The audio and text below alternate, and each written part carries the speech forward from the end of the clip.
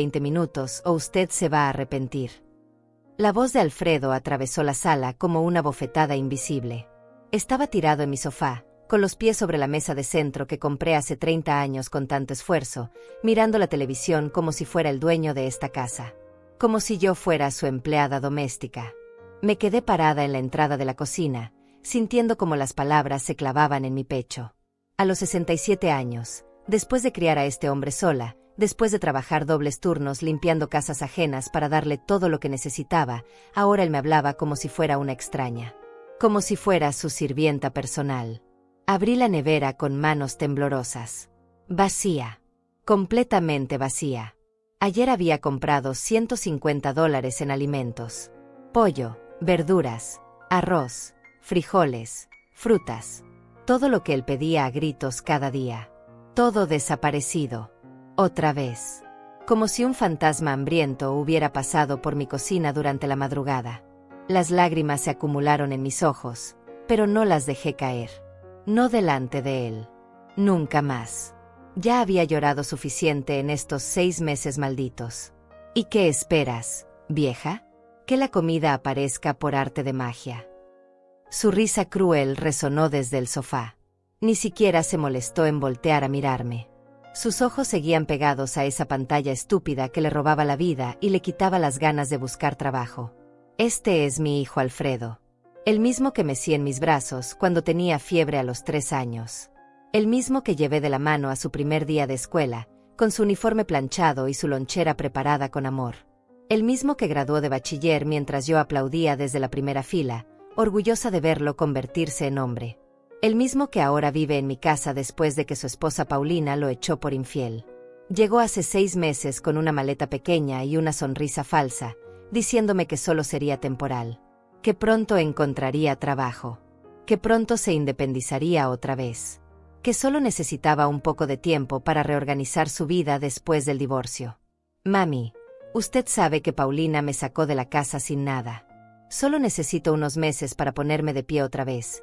Me había dicho ese primer día, con lágrimas en los ojos y la voz quebrada por el supuesto arrepentimiento. Qué tonta fui al creerle. 6 meses después, sigue aquí, sin trabajar, sin buscar empleo, sin pagar un solo $1 de los gastos de la casa. Cada día devora todo lo que compro y me exige más. Cada día me trata peor. Cada día se parece más al hombre que su padre se convirtió en los últimos años de vida, amargo, exigente y cruel. Alfredo, no tengo más comida. Tendrías que ir al supermercado si quieres cenar algo especial. Mantuve mi voz calmada, aunque por dentro sentía un huracán de frustración y resentimiento acumulado.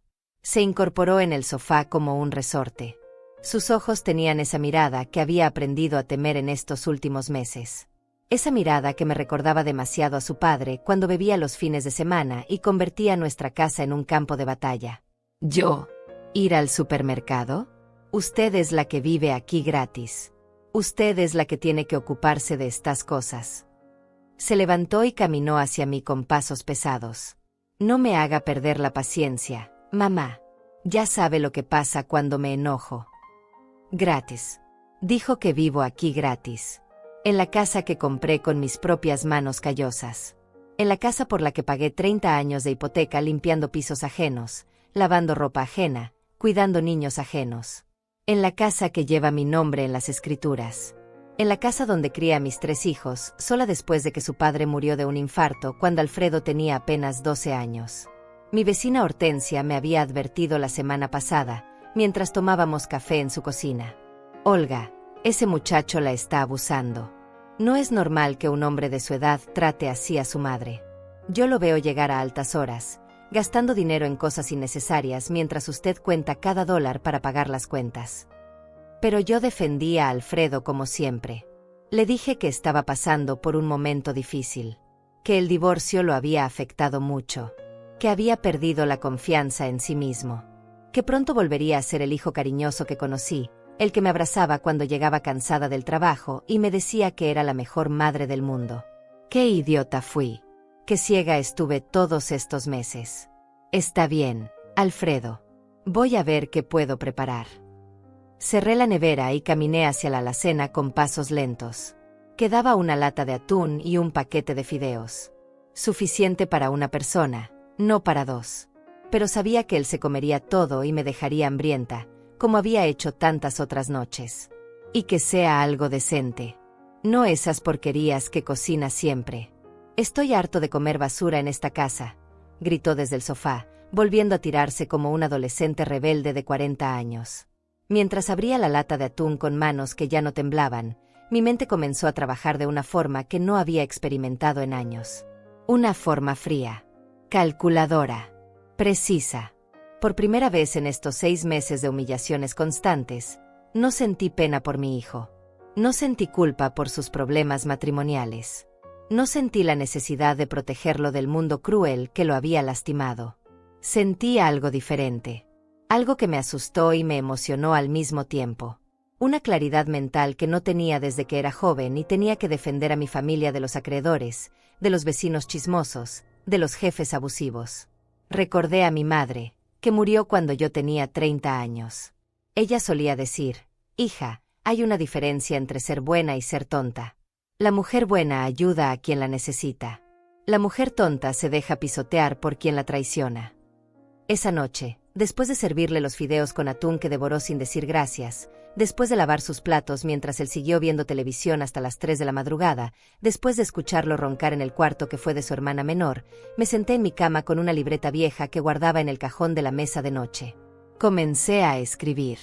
Fechas exactas. Montos precisos. Situaciones detalladas. Todo lo que había pasado en estos 6 meses de pesadilla. Todo lo que había gastado en él. Comida, servicios, ropa, dinero que pedía prestado y nunca devolvía. Todo lo que había soportado en silencio. Cada grosería. Cada amenaza. Cada humillación. Cada noche que me quedé despierta preocupándome por él mientras él salía a gastarse mis ahorros en Dios sabe qué. Y mientras escribía, una sonrisa extraña se dibujó en mi rostro arrugado. Una sonrisa que mi difunto esposo habría reconocido inmediatamente. La misma sonrisa que ponía cuando alguien se metía con nuestra familia y yo decidía que era hora de defendernos. La sonrisa de la mujer que no se deja vencer. Mi hijo Alfredo estaba a punto de descubrir de dónde había heredado su carácter fuerte. Pero también estaba a punto de aprender que hay una diferencia abismal entre ser fuerte y ser cruel. Y que su madre, después de 67 años en este mundo lleno de decepciones, sabía perfectamente cuál era esa diferencia. La libreta se llenó de datos esa noche. Números. Fechas. Testigos. Y mi plan comenzó a tomar forma en mi mente como una telaraña perfecta. Esa madrugada no pude dormir. Me quedé despierta recordando cómo había llegado hasta aquí. Como una mujer que crió 3 hijos sola, que trabajó desde los 14 años, que construyó esta casa ladrillo por ladrillo, había terminado siendo tratada como una esclava en su propio hogar. Alfredo nació cuando yo tenía 27 años. Su padre, mi esposo Roberto, trabajaba en la construcción y yo limpiaba casas por las mañanas.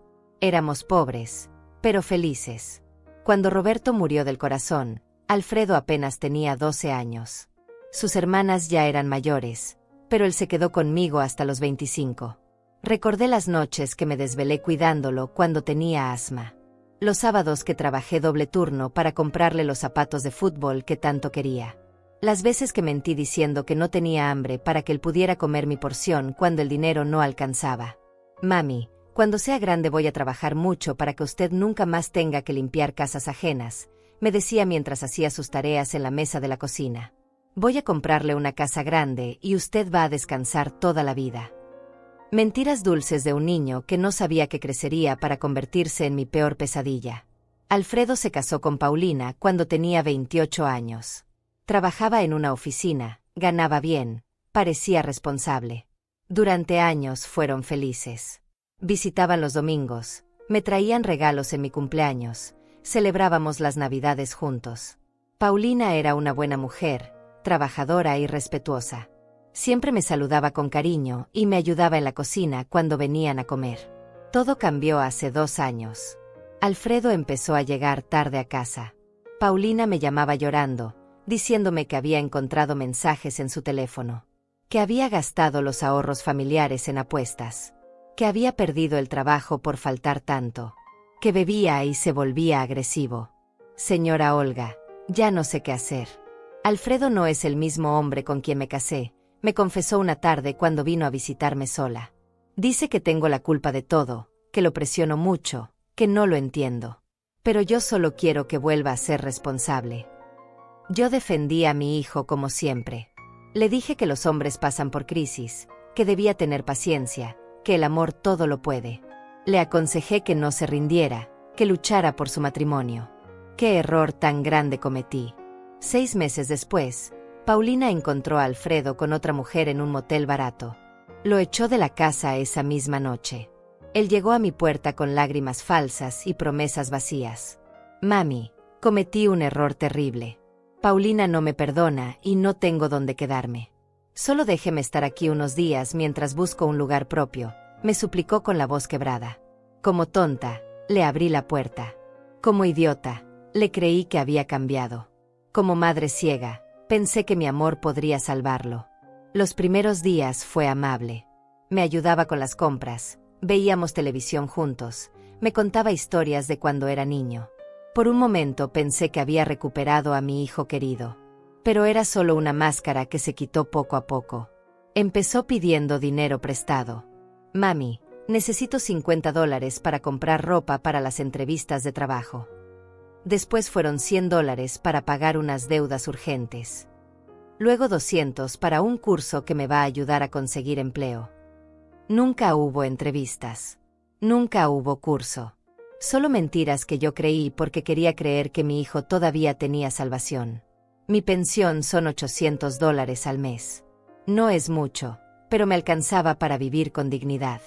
Pagaba mis medicinas, mi comida, los servicios de la casa, y hasta me sobraba un poco para ahorrar. Ahora, con Alfredo aquí, gasto más de $1000 mensuales. Tengo que sacar dinero de mis ahorros cada mes para sostenerlo. Y él no solo toma mi dinero. Toma mi paz, mi tranquilidad, mi autoestima. Cada día inventa una nueva forma de hacerme sentir inútil. Me critica la comida que cocino, la forma como limpio la casa, la ropa que uso, incluso la manera como camino. Mamá, usted camina como una vieja decrépita. Enderece la espalda que da pena verla así, me dijo ayer mientras yo trapeaba el piso que la había ensuciado con barro. Mi espalda está doblada porque la doblé trabajando para darle una vida digna. Mis manos están arrugadas porque las arrugué lavando su ropa cuando era pequeño. Mi rostro tiene arrugas porque me preocupé por él durante 40 años. Esta madrugada, mientras él roncaba en la habitación de al lado, recordé una conversación que tuve con mi hermana Rosa hace un mes. Ella vive en otra ciudad y solo nos hablamos por teléfono. Olga, ese muchacho te está matando lentamente. Has perdido peso, te escuchas triste, ya no ríes como antes. ¿Cuándo fue la última vez que saliste a caminar por el parque? ¿Cuándo fue la última vez que te compraste algo bonito para ti? Tenía razón. Hace 6 meses que no salgo de esta casa más que para comprar comida. Hace 6 meses que no me compro ni una blusa nueva. Hace 6 meses que vivo como prisionera en mi propia casa, esperando a que Alfredo se despierte de buen humor para no recibir gritos. Pero anoche, algo se rompió dentro de mí. Cuando él me amenazó por la cena, cuando me habló como si fuera su empleada, cuando me hizo sentir que soy una carga en mi propia casa, algo cambió para siempre. Recordé las palabras de mi madre: hija, nunca permitas que nadie te quite la dignidad, ni siquiera tu propia sangre. Y también recordé algo que había olvidado en estos meses de humillaciones. Que yo, Olga Márquez, no siempre fui una víctima. Que cuando era joven y tenía que defender a mi familia, sabía ser muy inteligente, muy calculadora, muy efectiva. Mi hijo estaba a punto de redescubrir quién era realmente su madre antes de que la convirtiera en su víctima. Al día siguiente, Alfredo amaneció de buen humor. Eso debería haberme alegrado, pero ya había aprendido a desconfiar de sus cambios repentinos de personalidad. Cuando bajó a desayunar, hasta me saludó con un beso en la mejilla y una sonrisa que no veía hace meses. Buenos días, mami. ¿Cómo amaneció? Su voz sonaba melosa, artificial, como cuando era niño y había roto algo y trataba de ocultármelo con cariño fingido. Bien, hijo. Ya está listo el café. Le serví en su taza favorita, la que le regalé en su cumpleaños número 30. La que ahora usaba todos los días sin agradecer nunca. Se sentó en la mesa y comenzó a desayunar los huevos revueltos que había preparado con los últimos huevos que quedaban en la nevera. Comía lentamente, pensativo, como si estuviera planeando algo importante. Sus ojos brillaban con esa chispa que yo conocía demasiado bien. La misma que tenía cuando era adolescente y quería pedirme dinero para alguna travesura. «Mami, he estado pensando mucho en nuestra situación», comenzó, dejando el tenedor sobre el plato. «Sé que estos meses han sido difíciles para usted. Sé que he sido una carga económica y emocional». Lo miré con sorpresa. ¿Acaso mi hijo estaba reconociendo sus errores? ¿Finalmente había reflexionado sobre su comportamiento? Por un momento, mi corazón de madre se llenó de esperanza. He decidido que es hora de ser responsable, de ayudarla realmente. Se levantó y caminó hacia la ventana, mirando hacia el pequeño jardín que tanto trabajo me costaba mantener. Quiero proponerle algo que nos va a beneficiar a los dos. Ahí estaba. La trampa. Mi instinto maternal, entrenado durante 40 años para detectar las mentiras de mis hijos, comenzó a sonar todas las alarmas. Pero decidí escuchar. Necesitaba saber exactamente qué estaba planeando. «Dígame, Alfredo». Mantuve mi voz neutral, sin mostrar ni esperanza ni desconfianza. Se dio vuelta y me miró directamente a los ojos. Su sonrisa se había vuelto más amplia, más convincente. Era la misma sonrisa que usaba con Paulina cuando le mentía sobre sus infidelidades. «Esta casa es muy grande para usted sola, mami. Son muchos gastos: luz, agua, gas, teléfono, internet, mantenimiento. Y usted con su pensión de $800 apenas puede mantenerla». Era cierto. La casa era grande. 3 dormitorios, 2 baños, sala, comedor, cocina, patio trasero. La había comprado así porque soñaba con que mis hijos trajeran a sus familias los fines de semana. Porque quería tener espacio para mis nietos. Porque pensé que en mi vejez estaría rodeada de amor, no de soledad. Sí, a veces es costosa, admití. Exactamente. Por eso he pensado en una solución perfecta. Se acercó a mí y puso sus manos sobre mis hombros, como solía hacer cuando era pequeño y quería convencerme de algo. «Podríamos vender esta casa y comprar algo más pequeño, más cómodo para usted. Un apartamento bonito en un edificio con portero, donde no tenga que preocuparse por el mantenimiento». Mi corazón se detuvo por un segundo. ¿Vender mi casa? ¿Vender el único patrimonio que había logrado construir en mi vida? ¿Vender el lugar donde crié a mis hijos, donde viví mis mejores y peores momentos, donde guardaba cada recuerdo de mi esposo muerto? No sé, Alfredo. Esta casa tiene mucho valor sentimental para mí. Lo entiendo, mami, pero tiene que pensar de forma práctica. Se sentó en la silla junto a mí y tomó mis manos entre las suyas. Sus manos estaban suaves, sin callos, sin marcas de trabajo. Muy diferentes a las mías, curtidas por décadas de labor. Con la venta de esta casa, podríamos comprar un apartamento pequeño de unos $60,000 y nos sobraría dinero para invertir. $60,000. Mi casa valía al menos $120,000. Lo sabía porque el año pasado un agente inmobiliario del barrio me había hecho una oferta sin que yo se la pidiera. ¿Dónde quedarían los otros $60,000 en el plan de Alfredo? ¿Y dónde viviría usted, hijo?, pregunté, aunque ya sabía la respuesta. Bueno, mami, yo podría ayudarla con la mudanza y quedarme unos meses más hasta conseguir trabajo. Mientras tanto, podría encargarme de todos los trámites legales, de buscar el apartamento perfecto, de manejar el dinero de la venta para que usted no se preocupe por nada. Ahí estaba. El verdadero plan. Él quería controlar la venta de mi casa. Él quería manejar mi dinero. Él quería que yo firmara papeles y le entregara el poder de decisión sobre mi patrimonio. Bajo la excusa de ayudarme y cuidarme, quería robarme todo lo que había trabajado en mi vida. Es una idea interesante, le dije, fingiendo que lo estaba considerando seriamente. Pero tendría que pensarlo bien. Su sonrisa se ensanchó. Pensó que había picado el anzuelo. Por supuesto, mami. Tómese el tiempo que necesite. Pero no mucho, porque los precios de las casas están subiendo y esta es una buena época para vender. Mentira. Los precios habían bajado según las noticias. pero él pensaba que yo era demasiado vieja e ignorante para saber estas cosas. Mientras tanto, podría empezar a organizar los papeles de la casa, traerme las escrituras, los documentos del catastro, todo lo legal.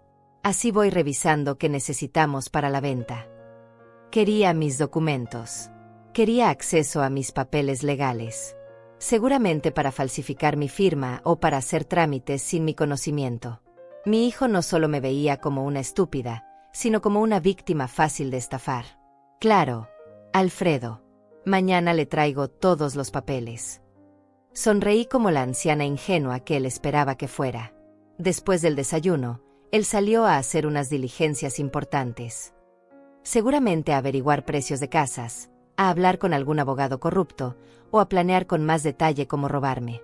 No regresó hasta la noche, oliendo a cerveza y con los ojos rojos de quien había estado bebiendo y apostando mi dinero. Pero yo no perdí el tiempo. Mientras él estaba fuera, hice algo que no había hecho en meses. Salí de mi casa. Caminé 3 cuadras hasta la casa de mi vecina Hortensia. Necesitaba hablar con alguien de confianza, alguien que conociera la situación y pudiera aconsejarme. Hortensia tenía 72 años, era viuda como yo, y había criado 4 hijos sola. Si alguien podía entender lo que estaba pasando, era ella. Olga, qué sorpresa verte por aquí. Hacía semanas que no salías de tu casa, me dijo mientras me preparaba un café en su cocina pequeña pero acogedora. Le conté todo. La propuesta de Alfredo, mis sospechas, mi miedo de estar volviéndome paranoica. Hortensia me escuchó en silencio, asintiendo de vez en cuando, hasta que terminé de hablar. Ese muchacho te quiere robar, Olga. Es obvio como el agua. Mi hijo Mario pasó por algo parecido con uno de sus hermanos hace años. Te están envolviendo con palabras bonitas, pero el objetivo es quedarse con tu casa. Sus palabras confirmaron mis peores temores. No estaba loca. No estaba siendo paranoica.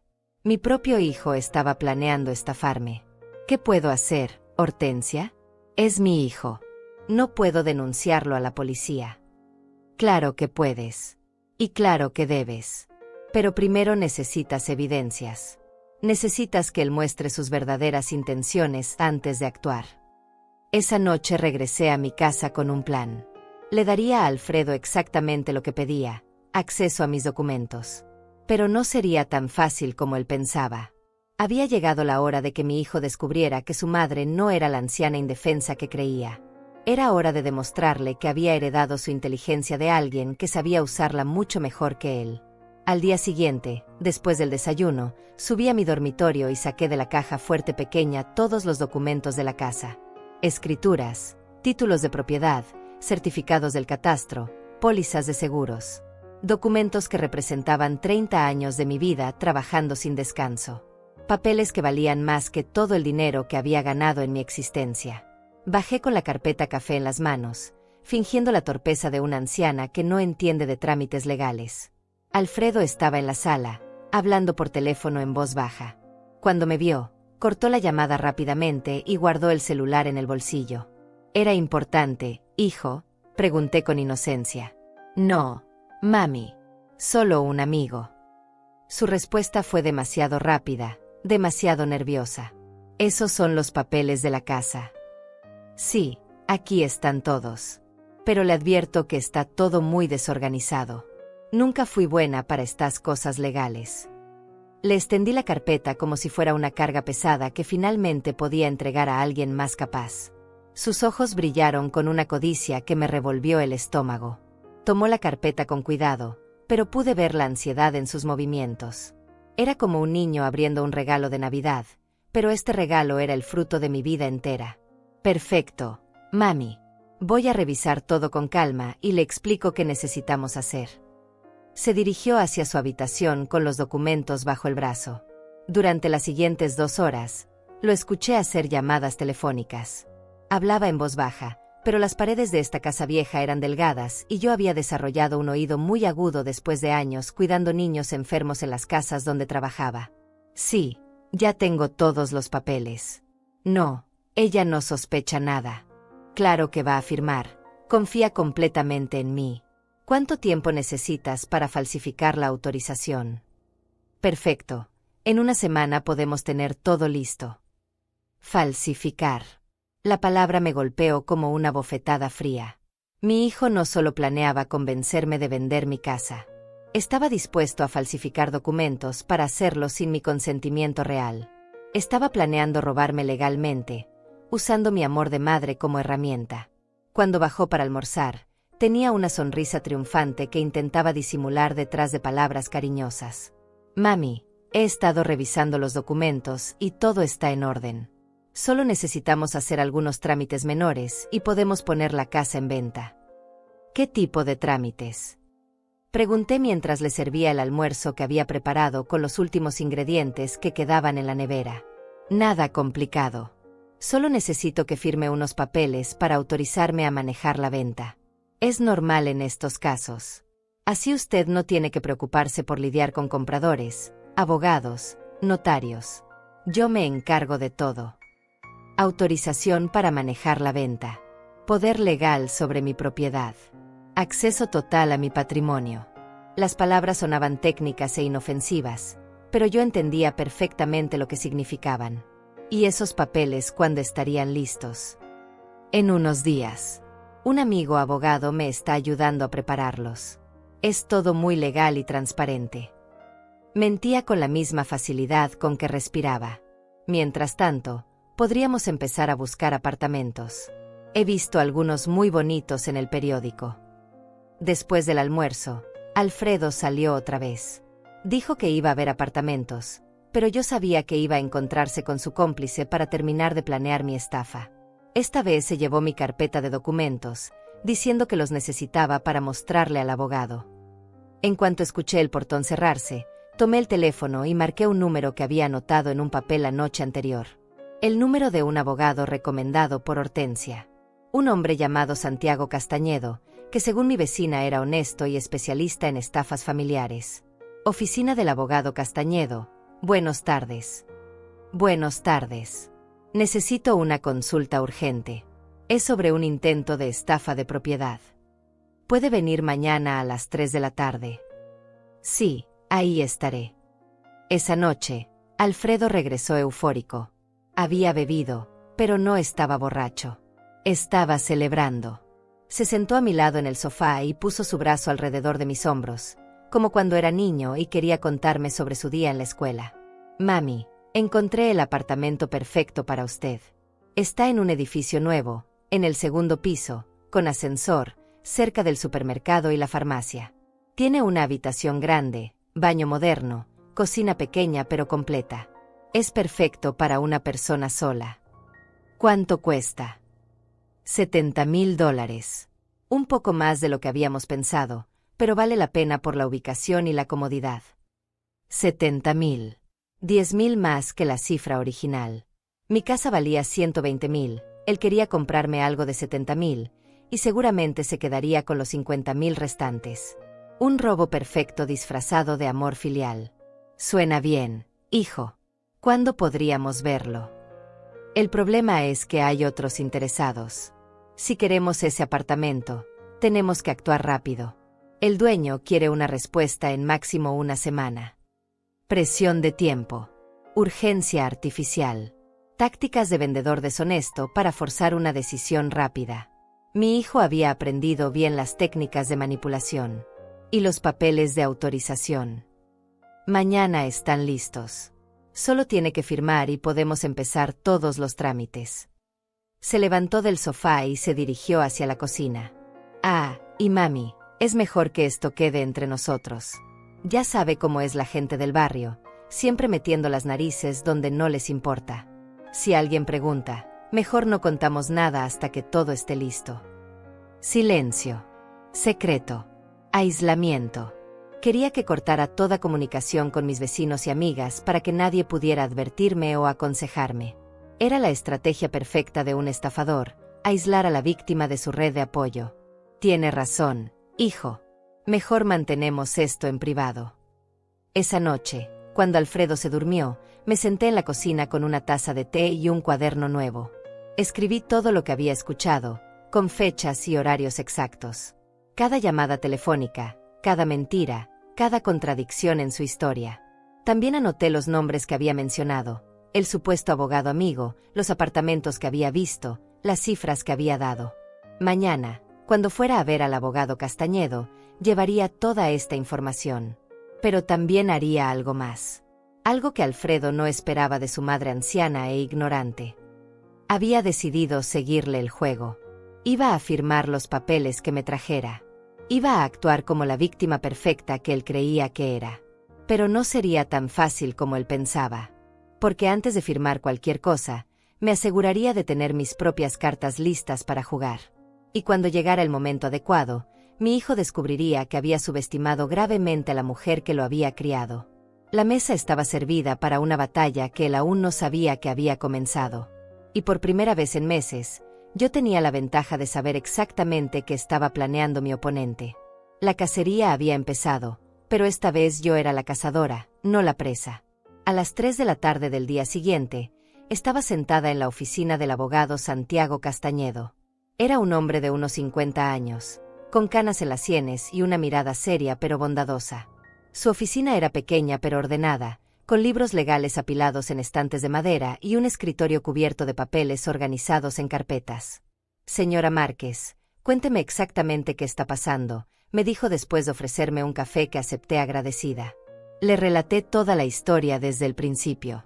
El regreso de Alfredo después del divorcio, su comportamiento abusivo, las mentiras sobre buscar trabajo, el dinero que había gastado de mis ahorros, y finalmente su plan para vender mi casa. También le mostré las notas que había tomado con las conversaciones telefónicas que había escuchado. El abogado Castañedo me escuchó sin interrumpir, tomando notas ocasionales en un cuaderno legal. Cuando terminé, se recostó en su silla y suspiró profundamente. «Señora Márquez, lo que me describe es un caso clásico de abuso patrimonial familiar. Desafortunadamente, es más común de lo que la gente cree. Los hijos adultos que se aprovechan de sus padres mayores, especialmente de las madres viudas. Es legal lo que está haciendo. Si él falsifica documentos o su firma, es completamente ilegal. Fraude documental, estafa agravada, abuso patrimonial. Son delitos que pueden llevarlo a prisión». Se inclinó hacia adelante, mirándome directamente a los ojos. «Pero necesitamos evidencias sólidas. Grabaciones, documentos falsificados, testigos confiables. ¿Qué puedo hacer? Vamos a tender una trampa legal. Usted va a seguir actuando como si creyera en su plan, pero con algunas precauciones importantes». Abrió un cajón de su escritorio y sacó una grabadora digital pequeña. «Primero, va a grabar todas las conversaciones que tenga con él sobre este tema. Esta grabadora es muy sensible, puede captar conversaciones claras aunque esté en su bolsillo o cartera». Tomé el aparatito entre mis manos. Era más pequeño que mi teléfono celular, fácil de esconder. Segundo, cuando le traiga los papeles para firmar, no los firme inmediatamente. Dígale que quiere leerlos con calma, que como es algo tan importante necesita una noche para pensarlo. Mientras tanto, me trae una copia de todos los documentos para que yo los revise. ¿Y si se impaciente? ¿Si me presiona para firmar de inmediato? Ahí es donde viene la tercera parte del plan. Sonrió por primera vez desde que había llegado. Tengo una amiga que trabajaba como secretaria en notarías durante 30 años. Se llama Rosa Tallés. Está jubilada, pero mantiene contactos en todas las notarías de la ciudad. Si su hijo intenta hacer trámites fraudulentos, ella se va a enterar de inmediato. Rosa Tallés. El nombre me sonaba familiar, pero no podía recordar de dónde. Además, Rosa tiene una deuda emocional con usted que la hace perfecta para ayudarnos en este caso. ¿Conmigo? No recuerdo conocer a ninguna Rosa Tallés. El abogado sonrió y marcó un número en su teléfono. «Rosa, soy Santiago. Tengo aquí a la señora Olga Márquez». «Sí, exactamente, esa Olga Márquez. ¿Puedes venir a la oficina ahora?» «Perfecto, te esperamos».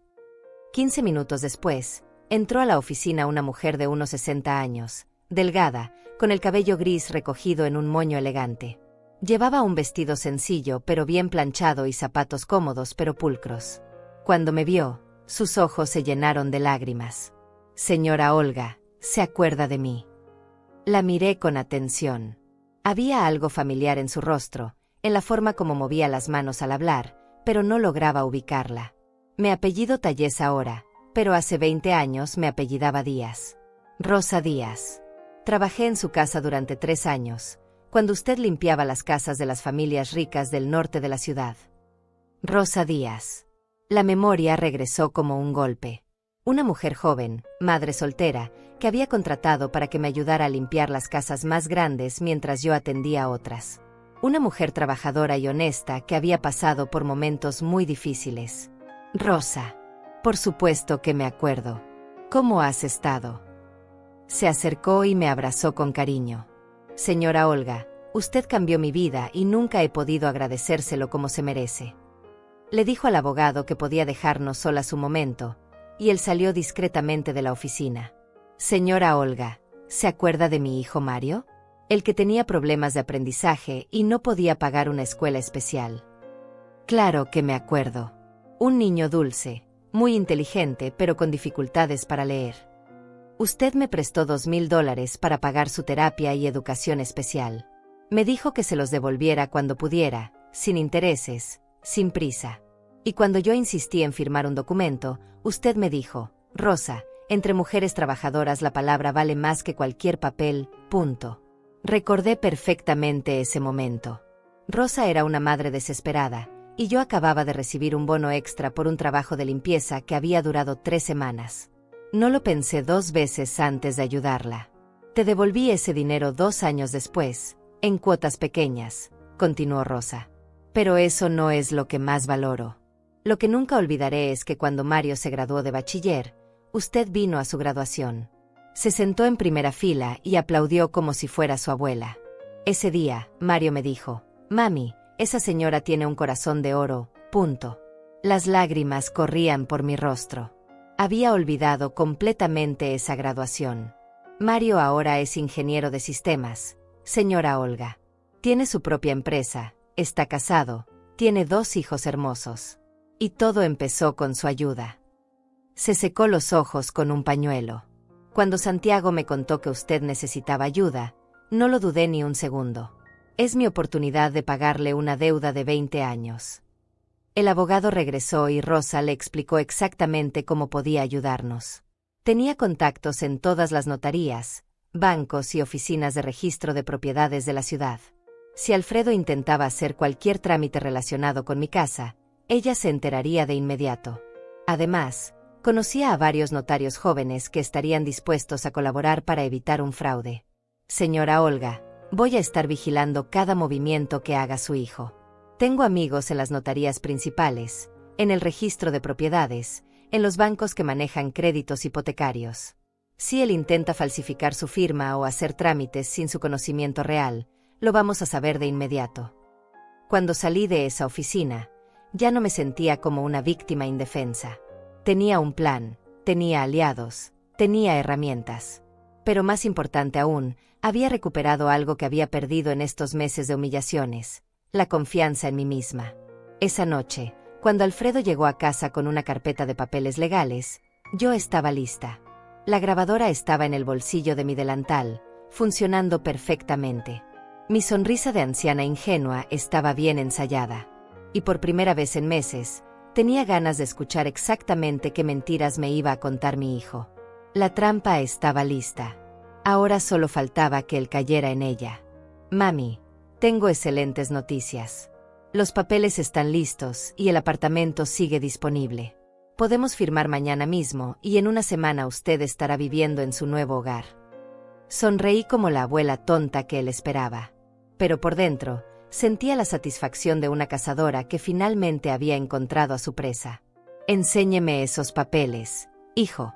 Quiero ver qué tengo que firmar, le dije esa noche mientras él extendía los documentos sobre la mesa del comedor. La grabadora en mi bolsillo funcionaba silenciosamente, capturando cada palabra de nuestra conversación. Alfredo desplegó 3 documentos diferentes. El primero parecía legítimo, una autorización estándar para vender propiedad. Pero los otros 2 tenían un aspecto extraño, con sellos que se veían borrosos y firmas que no reconocía. Este es el poder legal para que yo pueda manejar la venta, explicó señalando el primer documento. Este otro es el contrato de compra del apartamento nuevo, y este último es la autorización bancaria para transferir los fondos. Leí cuidadosamente cada línea, fingiendo dificultad para entender los términos legales. Hijo, esto es muy complicado para mí. ¿Estás seguro de que todo está bien? Por supuesto, mami. Mi amigo abogado revisó todo. Solo necesita firmar aquí, aquí y aquí. Señaló 3 líneas diferentes con su dedo, impaciente por terminar el proceso. Es que me da miedo firmar algo tan importante sin entenderlo completamente. No podría llevárselo a otro abogado para que me explique. Su rostro cambió inmediatamente.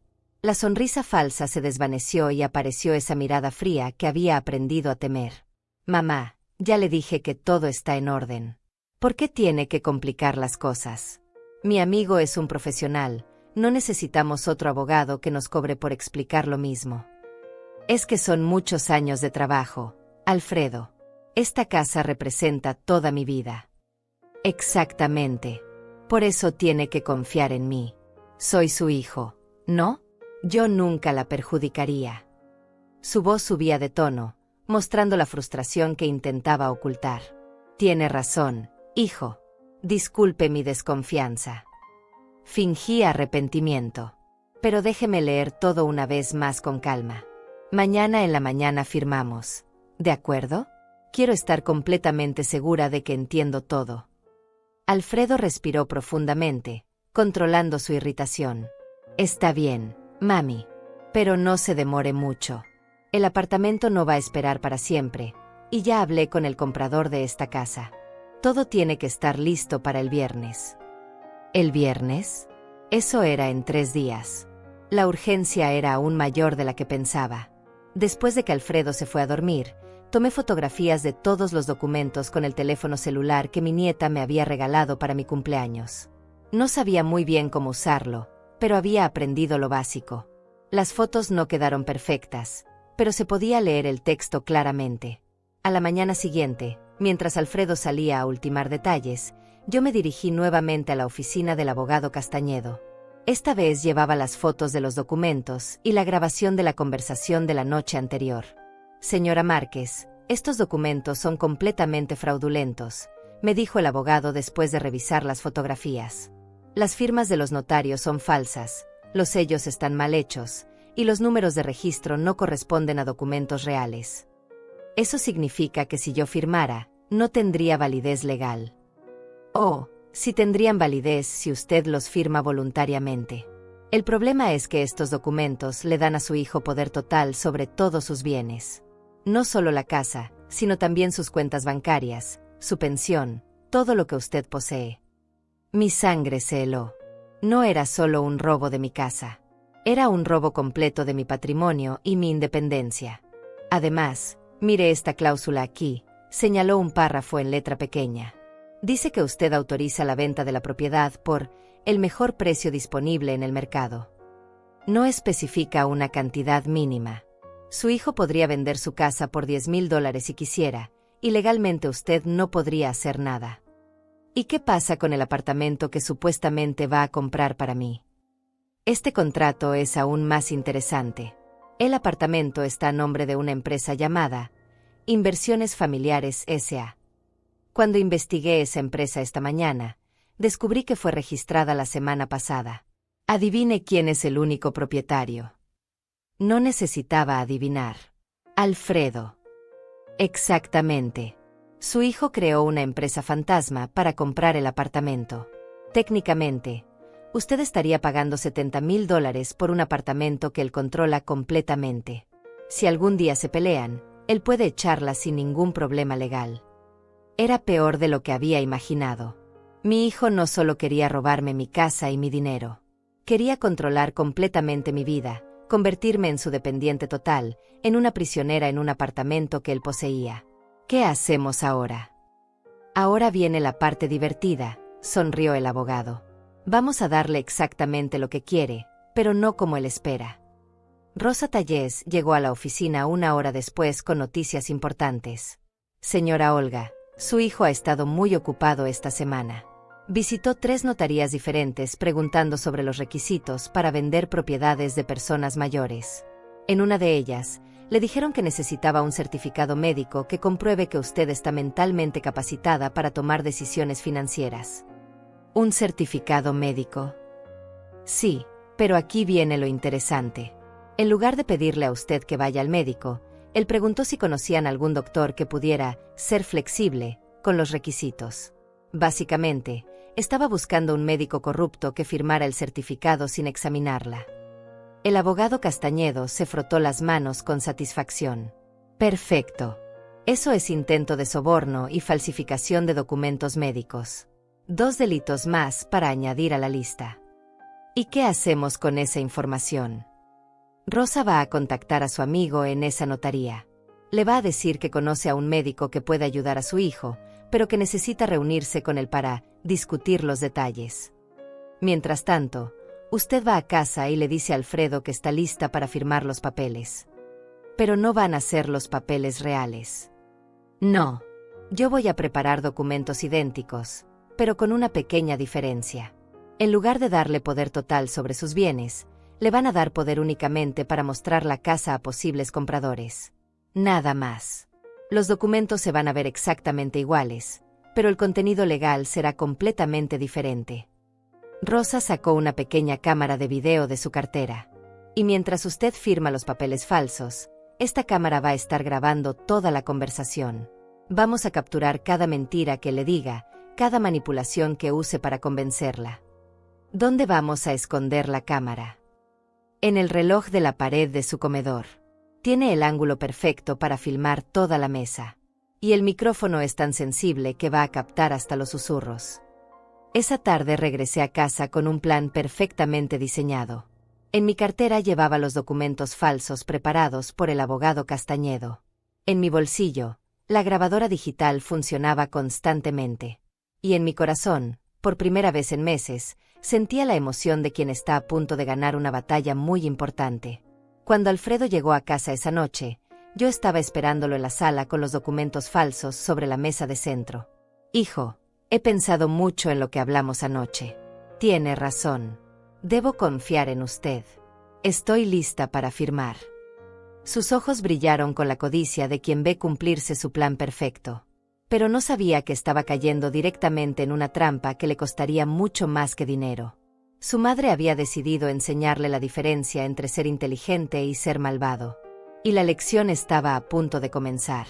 Excelente decisión, mami. Sabía que usted iba a entrar en razón, exclamó Alfredo con una sonrisa que no llegaba a sus ojos. Se sentó a mi lado en el sofá y puso los documentos fraudulentos sobre la mesa de centro, exactamente donde la cámara oculta tenía el mejor ángulo de grabación. Es que usted tiene razón, hijo. Ya estoy muy vieja para manejar estos asuntos tan complicados, dije con la voz temblorosa de una anciana confundida. Mejor que se encargue a alguien joven y capaz como usted. Alfredo sacó una pluma cara de su bolsillo, una que no reconocí. Seguramente la había comprado especialmente para esta ocasión, como si la elegancia del instrumento pudiera disimular la vileza del acto. Mire, mami, aquí está todo explicado muy claramente. Comenzó a señalar líneas en los documentos falsos que el abogado Castañedo había preparado. Este primer papel es para que yo pueda mostrar la casa a los compradores y negociar el precio. Este segundo es para el apartamento nuevo que va a ser todo suyo. Y este tercero es para manejar el dinero de la venta. Mentía con una naturalidad que me asombró. Cada palabra que salía de su boca era una fabricación cuidadosamente construida para tranquilizarme mientras él me robaba todo lo que tenía. ¿Y cuánto dinero vamos a recibir por la casa?, pregunté, fingiendo una curiosidad inocente. Bueno, mami, el mercado está un poco bajo ahora. Probablemente podamos conseguir entre 80 y 90 mil dólares. Después de pagar el apartamento de 70 mil, nos quedarían unos 20 mil para sus gastos futuros. 80 mil dólares. Mi casa valía 120 mil y él planeaba vendérmela por 80 mil. 40 mil dólares menos de su valor real. Y de esos 80 mil, 70 irían a un apartamento que él controlaría completamente. Era un robo calculado hasta el último centavo. ¿20 mil dólares? Eso es todo lo que me quedaría. Mami, no se preocupe por el dinero. Recuerde que usted va a vivir en un apartamento hermoso, sin gastos de mantenimiento, sin preocupaciones. Y yo voy a estar aquí para cuidarla siempre. Su voz se volvió melosa, manipuladora. Además, $20,000 es mucho dinero para una persona de su edad. Le va a alcanzar para muchos años. Para una persona de mi edad. Como si a los 67 años ya no tuviera derecho a disfrutar de mi propio patrimonio. Como si fuera una carga que debía estar agradecida por las migajas que él decidiera dejarme. Tiene razón, Alfredo. $20,000 es más de lo que necesito. Tomé la pluma con manos temblorosas y me acerqué al primer documento. Firmo aquí. Sí, ahí mismo. Su nombre completo y la fecha de hoy. Firmé lentamente, asegurándome de que la cámara capturara cada momento. Mientras escribía mi nombre en los documentos falsos, Alfredo no podía esconder su satisfacción. Sus ojos brillaban con la codicia de quien creía haber ganado el premio mayor. Ahora este otro, mami. Es para el apartamento.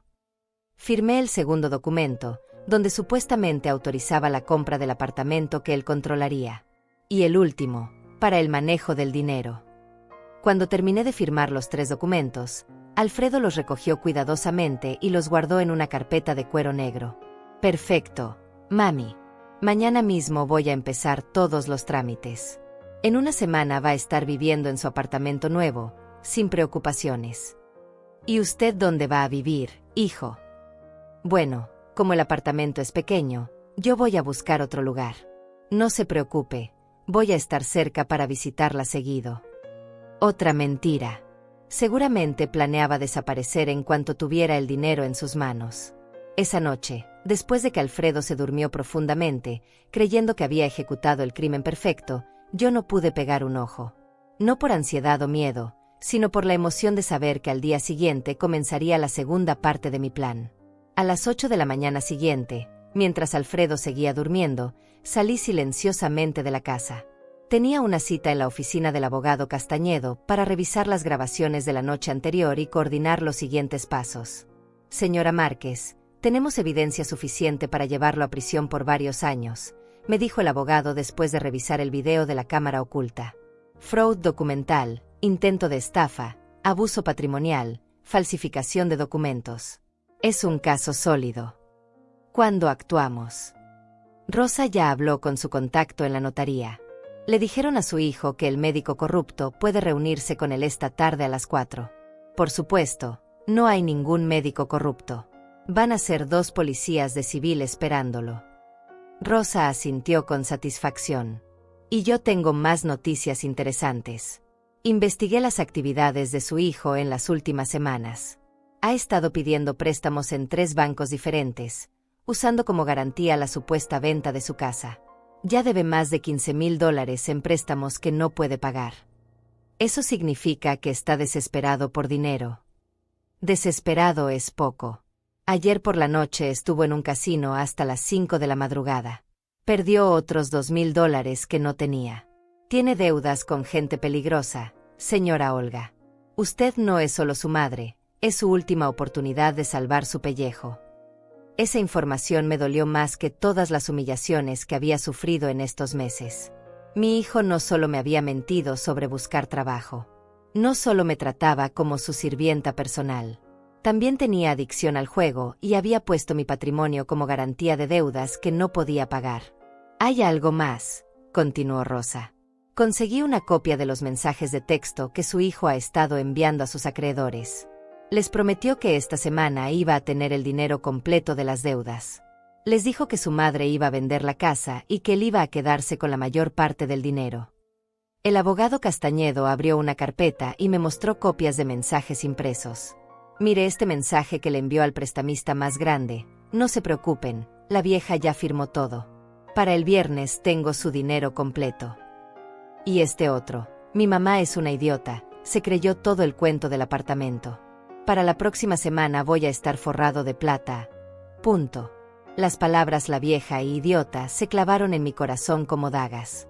Pero también despertaron una furia fría que no había sentido en años. Una furia controlada, inteligente, que me llenó de energía para lo que venía. ¿Qué hacemos ahora? Ahora viene la parte que usted va a disfrutar más, sonrió el abogado. Vamos a dejar que su hijo intente ejecutar su plan. Cuando llegue a la notaría esta tarde, los policías lo van a arrestar por intento de fraude. Pero antes de eso, usted va a hacer algo que él nunca va a esperar. ¿Qué cosa? Rosa sacó una caja pequeña de su cartera.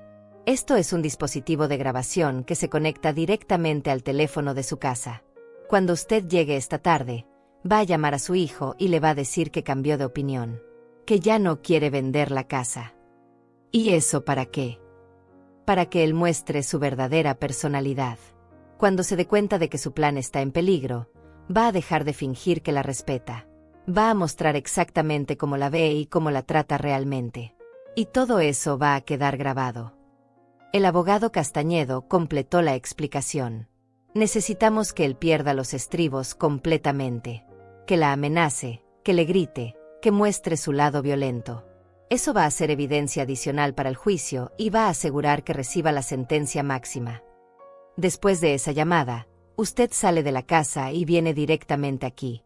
No importa lo que él diga o haga, no se queda sola con él ni un minuto más. Salí de esa oficina con una mezcla de emociones que no había experimentado nunca. Tristeza por haber perdido para siempre al hijo que creí conocer. Furia por haber sido traicionada de la manera más vil posible. Pero también satisfacción, porque finalmente iba a hacer justicia. Esa tarde, cuando regresé a casa, Alfredo estaba preparándose para salir. Llevaba su mejor camisa y parecía nervioso pero emocionado. Mami, voy a la notaría a entregar los papeles. Esta noche ya vamos a tener todo en proceso. Alfredo, necesito hablar con usted antes de que se vaya. Se detuvo en la puerta, frunciendo el ceño. ¿Qué pasa? No me diga que se arrepintió. Es exactamente eso. He estado pensando toda la noche y creo que no quiero vender la casa. Su rostro cambió completamente. La máscara de hijo cariñoso se desplomó en segundos, revelando la cara del hombre cruel que había estado escondiendo. ¿Cómo que no quiere vender? Ya firmamos los papeles. Ya hice compromisos con gente importante. Los papeles los puedo anular. Es mi casa y tengo derecho a cambiar de opinión. Lo que vino después fue una explosión de furia que confirmó mis peores temores sobre en qué se había convertido mi hijo. Y cada palabra quedó grabada para la posteridad. Está loca. No puede anular nada. Ya firmó los papeles y punto. El grito de Alfredo resonó por toda la casa como el rugido de una bestia herida. Su rostro se había puesto rojo de furia y las venas de su cuello se marcaban como cuerdas tensas. Hijo, cálmese. Solo estoy diciendo que necesito más tiempo para pensarlo. Mantuve mi voz tranquila, sabiendo que cada palabra estaba siendo grabada perfectamente por el dispositivo que Rosa había instalado. No hay tiempo. Ya le dije que tengo compromisos. Hay gente esperando ese dinero. Se acercó a mí con pasos agresivos, y por primera vez en mi vida sentí miedo real de mi propio hijo. ¿Qué gente, Alfredo? ¿De qué compromisos habla? No se haga la estúpida conmigo. Usted sabe perfectamente que tengo deudas. Y ese dinero es la única forma de pagarlas. Ya no fingía. La máscara había caído completamente y estaba mostrando su verdadera naturaleza. Si tiene deudas, búsquese un trabajo para pagarlas. No voy a vender mi casa por sus problemas de juego. Trabajo. Se rió con una carcajada amarga y cruel. Trabajo. Yo no nací para trabajar como un burro como usted. Yo soy inteligente, tengo educación. El trabajo es para gente como usted. Cada palabra era como una bofetada, pero necesitaba que siguiera hablando, que mostrara completamente quién era realmente. Alfredo, yo trabajé toda mi vida para criar a mis hijos. No me avergüenzo de eso. Y míreme dónde la llevó su trabajo. Viviendo sola en una casa vieja, contando centavos, sin amigos, sin vida. Es una fracasada, mamá. Una vieja fracasada que ya no sirve para nada. Las palabras me dolieron más de lo que estaba preparada para soportar, pero necesitaba mantener la calma. El plan dependía de que él siguiera revelando su verdadera personalidad. Si soy tan fracasada, ¿por qué quiere mi casa? Porque es lo único de valor que tiene. Es lo único útil que hizo en su patética vida. Caminaba por la sala como un animal enjaulado, gesticulando violentamente. Esa casa representa años de mi vida viviendo en la pobreza mientras usted se mataba trabajando para otros. Trabajaba para mantener a mis hijos. No. Trabajaba porque era demasiado estúpida para conseguir un hombre que la mantuviera como Dios manda. Mi papá se murió porque no pudo soportar vivir con una mujer tan aburrida y sin ambiciones. Esa fue la gota que colmó el vaso. Insultar mi matrimonio, insultar la memoria de su padre, era cruzar una línea que nunca pensé que cruzaría. Su padre murió de un infarto, Alfredo, y me amó hasta el último día de su vida. Mi padre murió de tristeza por estar casado con usted, y ahora yo tengo que cargar con la misma maldición. Se volteó hacia mí con los ojos inyectados de sangre. Pero ya no más. Usted va a firmar la venta de esta casa aunque tenga que forzarla. Me está amenazando. No es una amenaza, es una promesa. Si no coopera, la voy a internar en un asilo. Voy a decir que está loca, que tiene demencia senil, que es un peligro para sí misma. Ahí estaba. La amenaza final. El plan completo revelado sin disimulos. ¿Y cómo va a hacer eso? Tengo contactos. Conozco médicos que pueden firmar cualquier papel por el precio correcto. La puedo internar en el peor asilo de la ciudad y usted no va a poder hacer nada.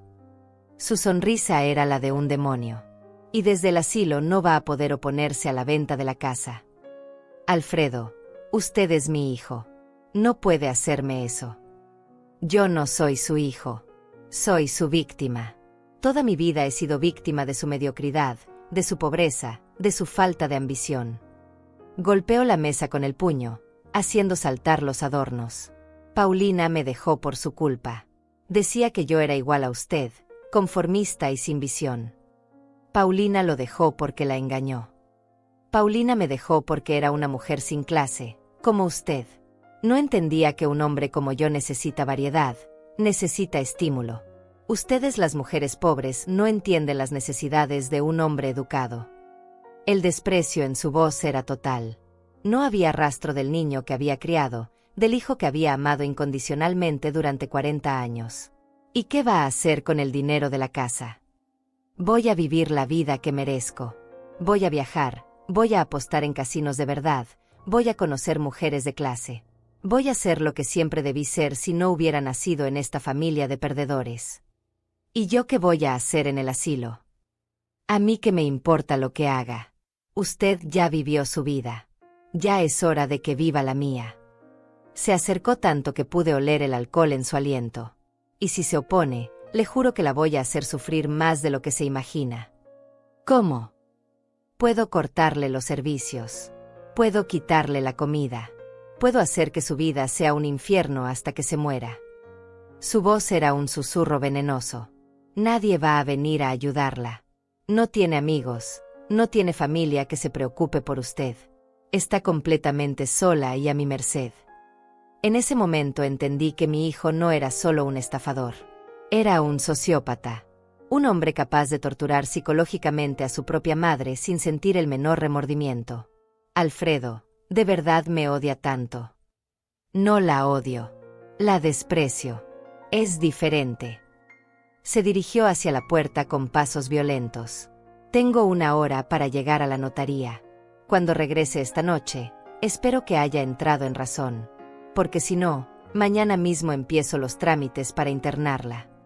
Salió de la casa dando un portazo que hizo temblar las ventanas. Me quedé sentada en mi silla, temblando, pero no de miedo.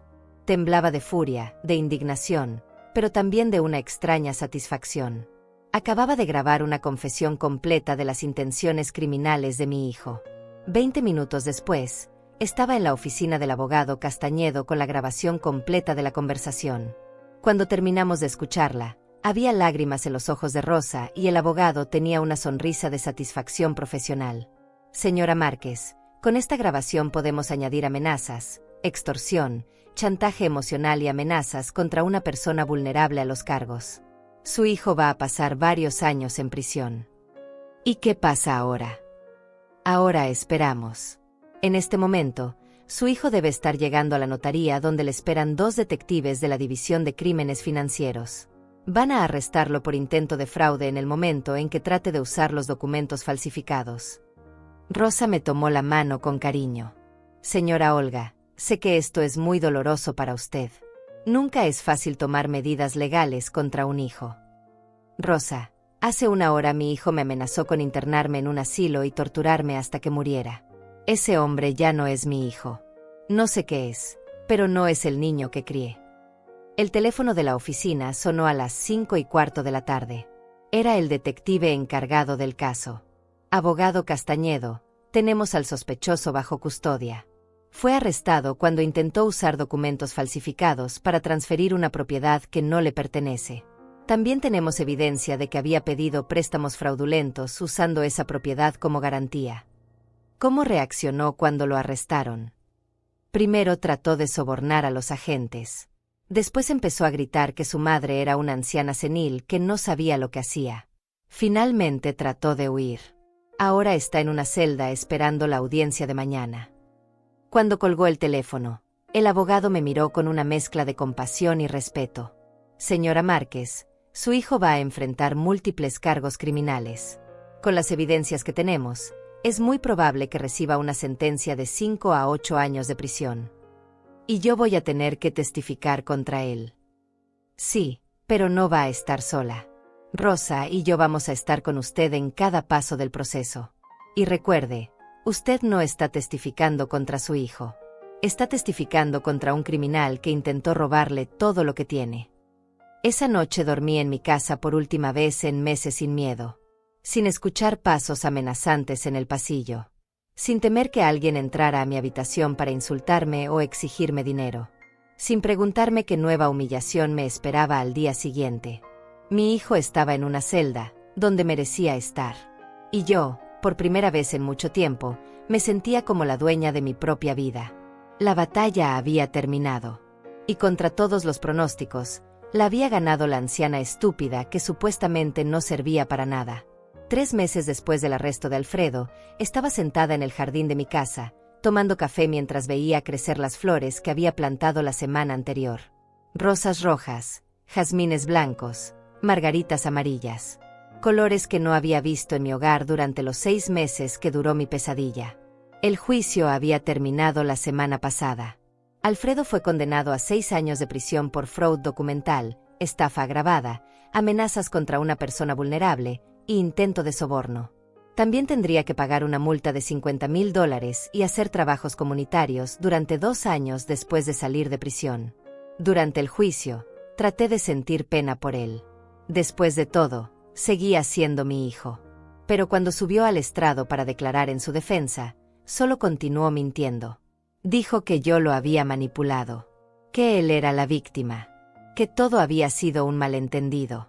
Que solo quería ayudarme a manejar mis finanzas porque yo era demasiado vieja para entender estos asuntos. Su abogado defensor incluso sugirió que yo había inventado las grabaciones para vengarme de él por algún resentimiento familiar. Cuando el juez escuchó las grabaciones completas, donde Alfredo me llamaba fracasada, amenazaba con internarme en un asilo y describía en detalle cómo planeaba torturarme, el caso quedó cerrado definitivamente. Lo más doloroso no fue escuchar sus amenazas otra vez. Fue ver que, incluso enfrentando las consecuencias de sus acciones, él seguía sin mostrar el menor arrepentimiento. Nunca pidió perdón. Nunca reconoció que había estado mal. Hasta el final, mantuvo que yo tenía la culpa de todos sus problemas. Paulina vino a testificar a mi favor. Contó cómo Alfredo la había engañado, gastado sus ahorros en apuestas, y la había amenazado cuando ella quiso divorciarse. También reveló que él había mentido sobre su trabajo. No había perdido el empleo por la crisis económica, como me había dicho. Lo habían despedido por robar dinero de la caja de la empresa. Señora Olga, su hijo es un hombre peligroso. Me alegra saber que usted está a salvo de él, me dijo Paulina después del juicio. Lamento mucho no haberla contactado antes para advertirle. Pensé que él podría cambiar con el amor de su madre, pero ahora entiendo que algunas personas simplemente no tienen remedio. Rosa Tallés se convirtió en mi mejor amiga durante todo este proceso. Venía a visitarme 2 veces por semana, me acompañaba al supermercado, me ayudaba con los trámites legales.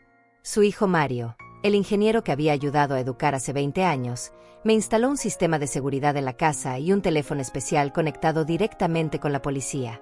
Señora Olga, usted cambió mi vida cuando era joven. Ahora es mi turno de cuidarla a usted, me decía Rosa cada vez que trataba de agradecerle su ayuda.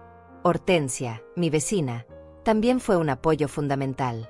Me contó que durante los meses que Alfredo vivió conmigo, había venido varias veces a preguntarle si yo estaba bien. Olga se veía tan triste, tan cansada. Perdió como 10 kilos en esos meses. Y él siempre estaba gritándole o exigiéndole cosas. Todos los vecinos nos dábamos cuenta, pero no sabíamos cómo ayudar sin meternos en asuntos familiares. ¿Por qué no me dijeron nada? Porque usted siempre lo defendía.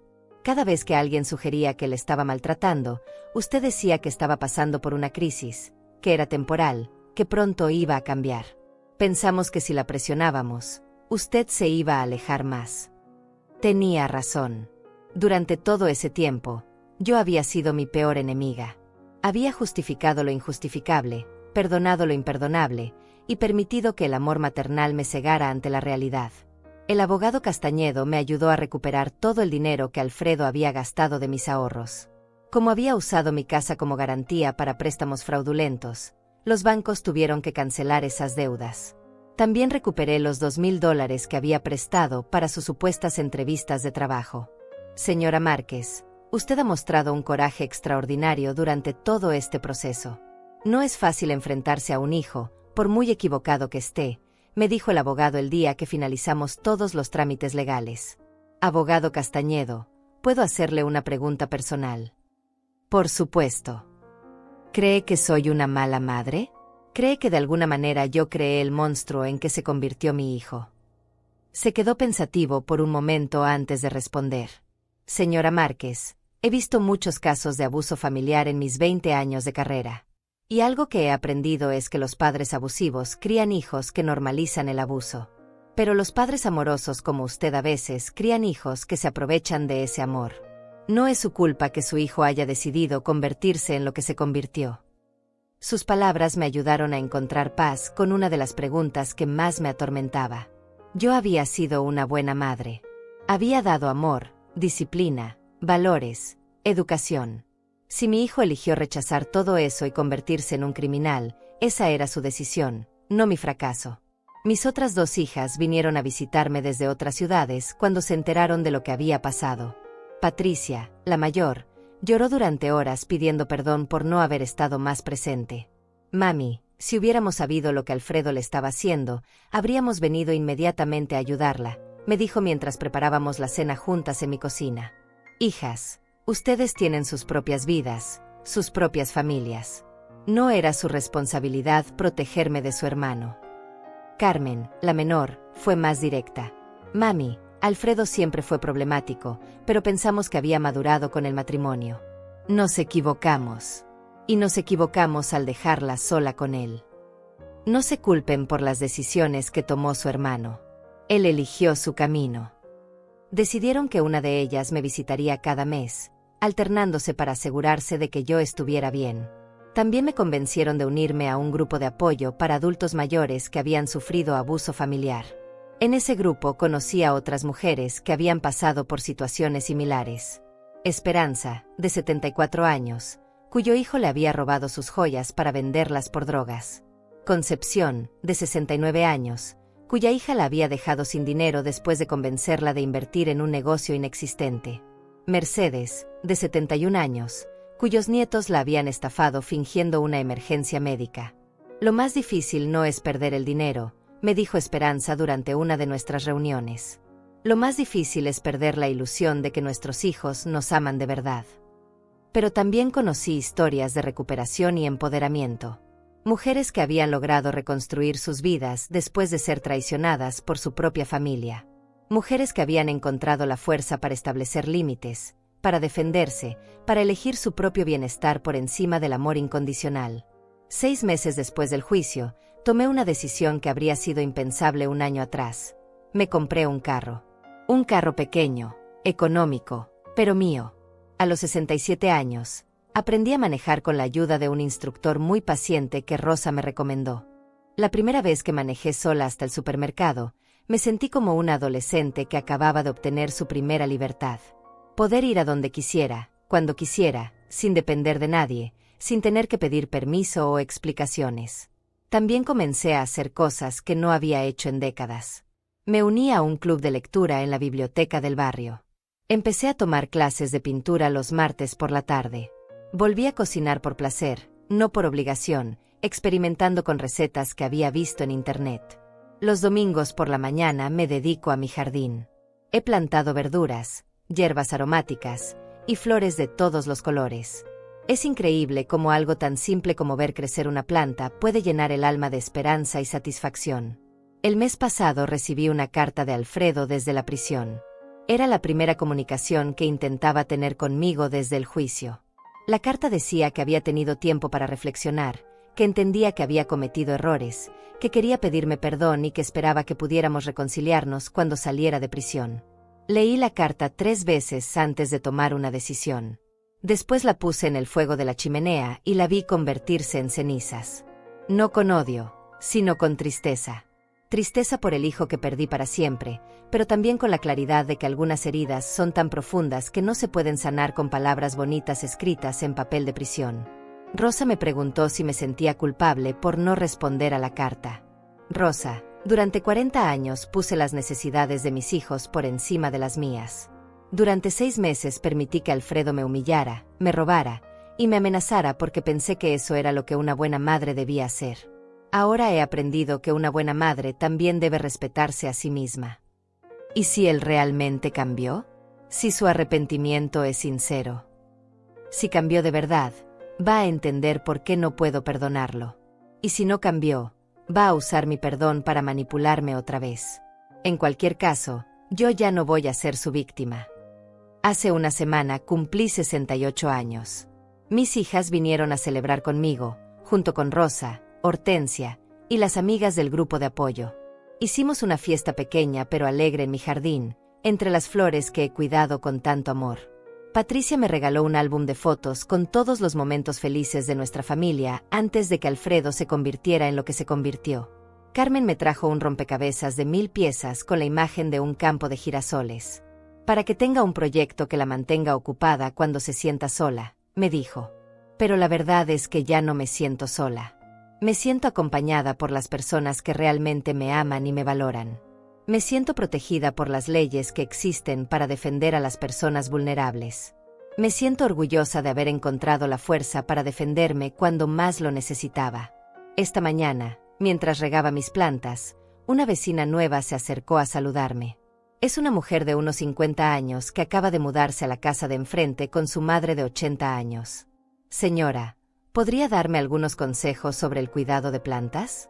Mi madre quiere hacer un jardín, pero yo no sé nada de estas cosas. Por supuesto. Venga mañana en la tarde y le enseño todo lo que he aprendido. Mientras hablábamos, pensé en cómo la vida puede cambiar de maneras inesperadas. Hace un año yo era una víctima silenciosa, asustada en mi propia casa. Hoy soy una mujer libre, con proyectos, con amistades, con planes para el futuro. Mi hijo eligió su camino.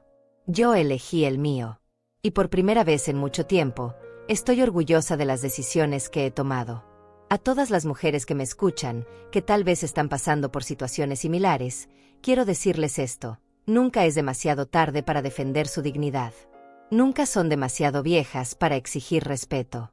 Y nunca están tan solas como creen.